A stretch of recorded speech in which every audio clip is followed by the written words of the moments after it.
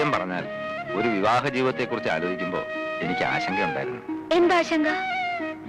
കാലം തെറ്റിയുള്ള വിവാഹമാവുമ്പോ വല്ല പ്രേമനിരാശവും പിടിപെട്ട് കെട്ടുപ്രായവും കഴിഞ്ഞു നിൽക്കുന്ന പെണ്ണിനെ കെട്ടേണ്ടി വരുമോ എന്നുള്ള ആശങ്ക. ഇപ്പൊ ഉണ്ടോ? ഇല്ല. മറ്റൊരുവന്റെ ഓർമ്മകൾ മനസ്സിൽ സൂക്ഷിക്കാത്ത ഒരുവളെ ഭാര്യയായി കിട്ടുന്നത് മഹാഭാഗ്യമാണല്ലേ? എന്റെ മനസ്സിൽ മറ്റൊരുവന്റെ ഓർമ്മകളില്ലെന്ന് നന്ദേട്ടൻ എങ്ങനെ അറിയാം? ഉണ്ടോ? ദേ നെഞ്ചിടിക്കുന്നുണ്ടല്ലേ? പേടിക്കണ്ട, എന്റെ മനസ്സിൽ അങ്ങനെ ഒരു കോന്തനും ഇല്ല. സത്യം? സത്യമായിട്ടല്ലേ വിശ്വാസമാവൂ? വേണ്ട, എനിക്ക് വിശ്വാസം. നന്ദേട്ടനെ പോലെ ഒരു ഭർത്താവിനെ കിട്ടിയ ഞാൻ എത്ര ഭാഗ്യവതിയാ.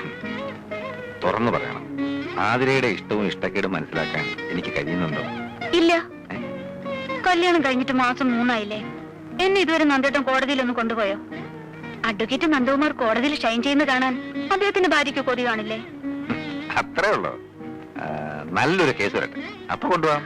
അപ്പൊ ഇപ്പൊ വക്കീലിന് കേസൊന്നും ഇല്ലേ? അയ്യോ, ഇപ്പൊ ഉള്ളത് മോഷണം, പിടിച്ചുപറി, അതിർത്തി തർക്കം, ഇതൊക്കെയാ. ഗായത്രി മേനോൻ കൊലക്കേസിന്റെ വാദം തുടങ്ങട്ടെ, അപ്പൊ കൊണ്ടുപോവാം. മണി 12.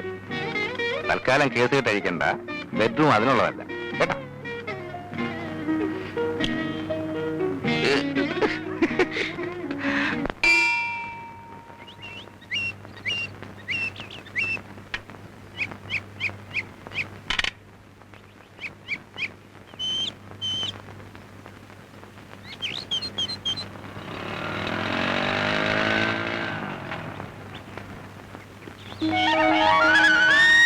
ഞാൻ വീട്ടിൽ പോയിട്ട് വരിക. അമ്മ പറഞ്ഞു നിങ്ങൾ ഇങ്ങോട്ട് പോന്നിട്ടുണ്ടെന്ന്.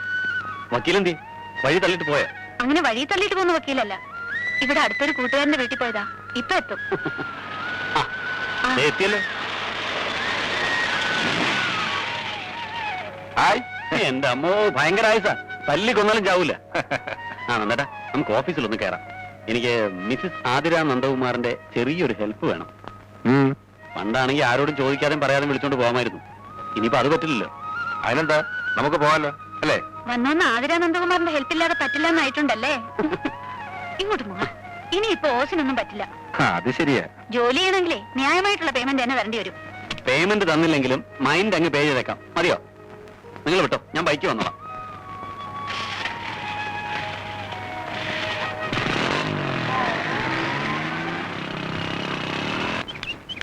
ഇത്ര ധൃതി വെച്ച് എങ്ങോട്ടാ? മരിക്കാൻ.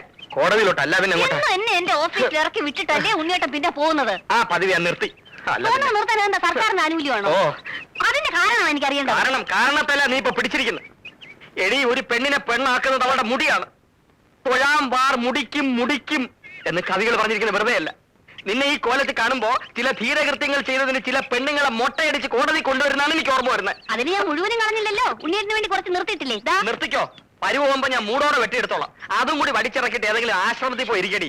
പുണ്യം കിട്ടില്ലെങ്കിലും കാശ് കിട്ടും, ഉറപ്പാ. മിണ്ടി പോരുത്. എന്റെ കണ്ണു വെട്ടത്തു പോ. മുടിഞ്ഞവളെ, മുടി കളഞ്ഞവളെ.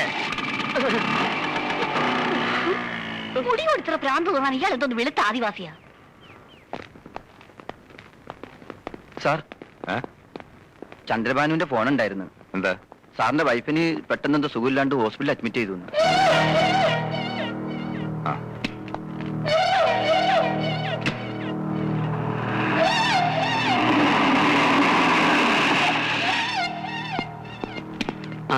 പേടിക്കാനൊന്നുമില്ല, ഒരു ചെറിയ തലയിറക്കം. Now she's okay. അഡ്വക്കേറ്റ് നന്ദകുമാറിന് ഒരു ജൂനിയർ ഉണ്ടാകാൻ പോകുന്നു. റിയലി?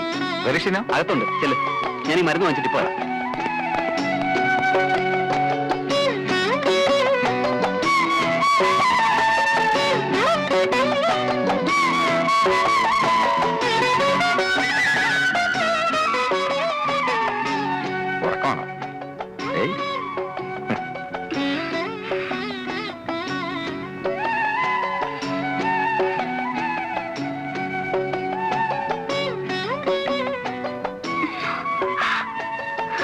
നേരെ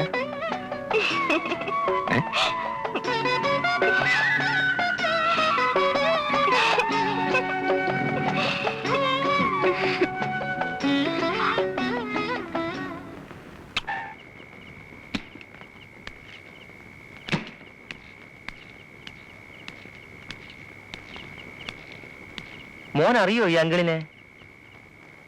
ഇത് പിടിച്ചേ മോനെ, അങ്കിളിന്റെ വക ഒരു സമ്മാനം. സാറല്ലേ? ഇല്ല, പുറത്തു പോയിരിക്കുക. എന്റെ പേര് ഭൈരവൻ. സാറിനെ കാണാൻ ഞാൻ വന്നിരുന്നു എന്ന് പറഞ്ഞാൽ മതി. വരട്ടെ? ശരി. ആ.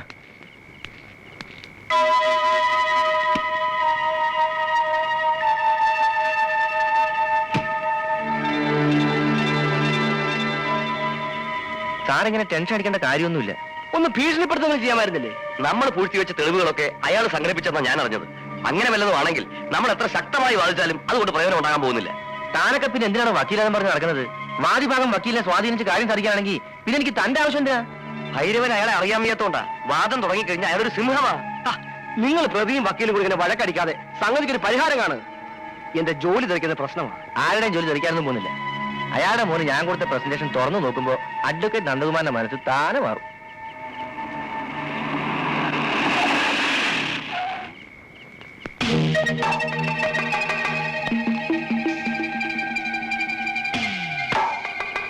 കെട്ടുകണക്കിന് നോട്ട് കാണുമ്പോ മനസ്സ് മാറുന്ന പബ്ലിക് പ്രോസിക്യൂട്ടേഴ്സ് ഉണ്ടാകാം. പക്ഷേ നന്ദകുമാറിന്റെ മനസ്സ് മാറുമെന്ന് ഭൈരവ മുതലാളി സ്വപ്നം കാണണ്ട. അന്വേഷണോദ്യോഗസ്ഥനും പ്രതിയും പ്രതിഭാഗം വക്കീലും ഒരുമിച്ചിരുന്നൊരു മദ്യപാൻ. കൊള്ളാം. ഹലോ, ഈ സൗഹൃദം കോടതിയിലും കാണിക്കണം കേട്ടോ. ഓക്കെ.